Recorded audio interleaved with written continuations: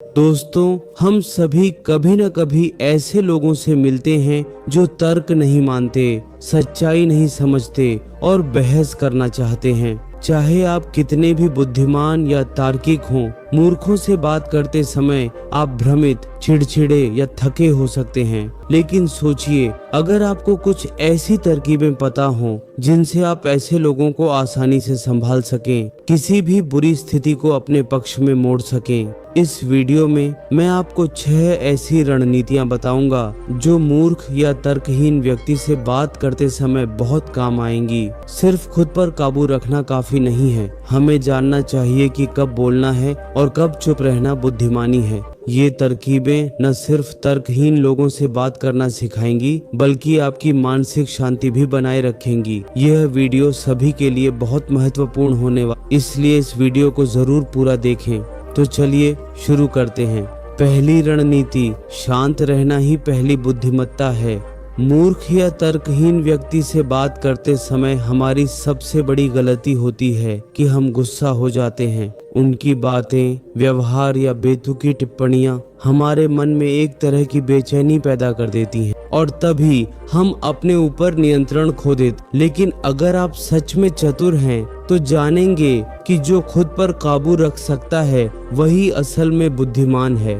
मूर्खों के साथ बहस में जीतकर भी आप क्योंकि अगर आप उनके स्तर पर उतर जाते हैं तो दूसरे आपको भी वैसा ही समझेंगे। जैसा कि पुरानी कहावत है, मूर्ख से बहस करने पर बाहरी लोग नहीं समझ पाएंगे कि कौन मूर्ख है और कौन बुद्धिमान।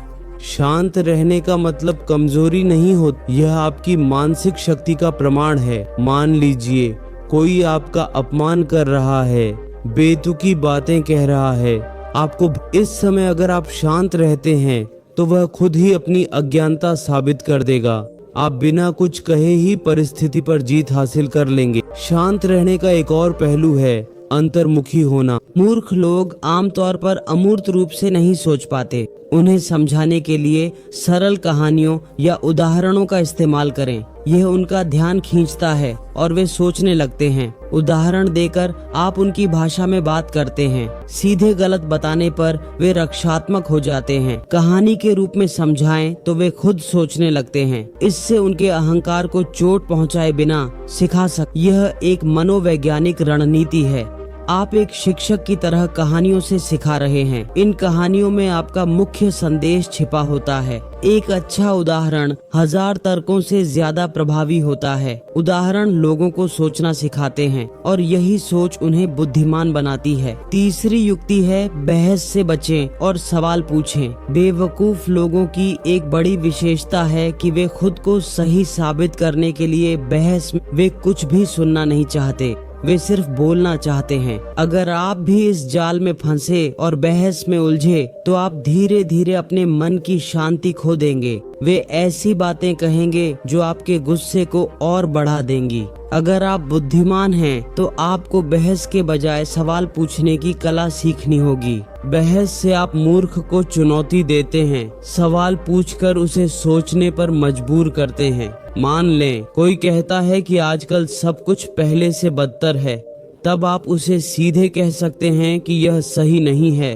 तथ्यों के अनुसार वर्तमान समय बहुत अधिक उन्नत, लेकिन इससे भी बहस शुरू हो जाएगी। तो आप पूछ सकते हैं कि आपको कैसे पता चला कि सब कुछ बदतर हो गया है, किन पहलुओं से आपको ऐसा लगा। ये सवाल उसे सोचने पर मजबूर करेंगे और अक्सर वे इन सवालों का जवाब नहीं दे पाएंगे। सवाल पूछना जीत नहीं है, यह जीत का रास्ता बनाने के बारे में है। अगर आप किसी को गलत साबित करने की कोशिश करते हैं तो वे विरोध करेंगे, लेकिन अगर आप उन्हें सवालों से अपना कथन विश्लेषण करने को कहते हैं तो वे खुद अपनी गलती समझेंगे। ऐसा कहने पर वह बहस नहीं करेगा, बल्कि वह सोच सकता है। लोग तर्क से पहले महसूस करते। मूर्ख लोग आमतौर पर भावनाओं से प्रतिक्रिया करते हैं।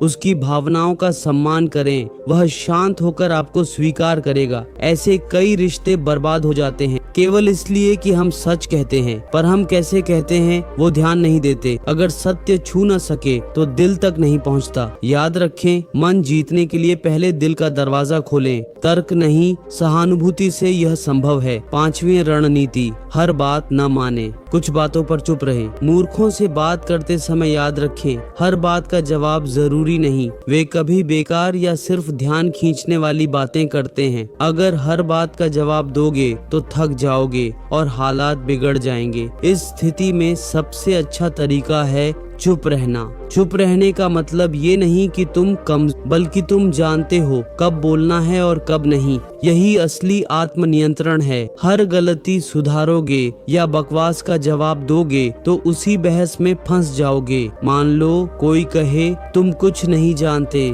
मैं ज्यादा अगर तुम कहो तुम खुद कुछ नहीं समझते तो तुम्हारे बीच शक्ति की लड़ाई शुरू हो जाएगी जो तुम्हें ही नुकसान पहुंचाएगी। पर अगर चुप रहो, हंस दो या वहां से हट जाओ तो वे खुद ही उलझ जाएंगे, क्योंकि तुम्हारी चुप्पी उनकी बातों का महत्व कम कर। चुप रहना एक तरह की ताकत है। ये चुप्पी दिखाती है कि तुम अपनी भावनाओं के गुलाम नहीं हो। तुम हालात समझकर फैसला ले सकते हो। कई बार बिना कहे ही लोगों को गहरा संदेश मिल जाता है, जैसे कुछ व्यवहार, कुछ नजर। अगर आप खुद से प्यार करते हैं तो अपनी सीमाएं तय करें। किससे कितना बोलना है, कहाँ रुकना है, ये नियम खुद बनाइए। याद रखें, चुप रहना या हटना हार नहीं है, बल्कि आपने बड़े फैसले लेना सीखा है। सबसे जरूरी है कि आपकी मानसिक शक्ति आपकी सबसे बड़ी पूंजी है। अगर इसे कुछ लोगों पर बर्बाद करेंगे तो बहुत कीमत चुकानी पड़ेगी। दोस्तों, इस दुनिया में सब समझदार नहीं होते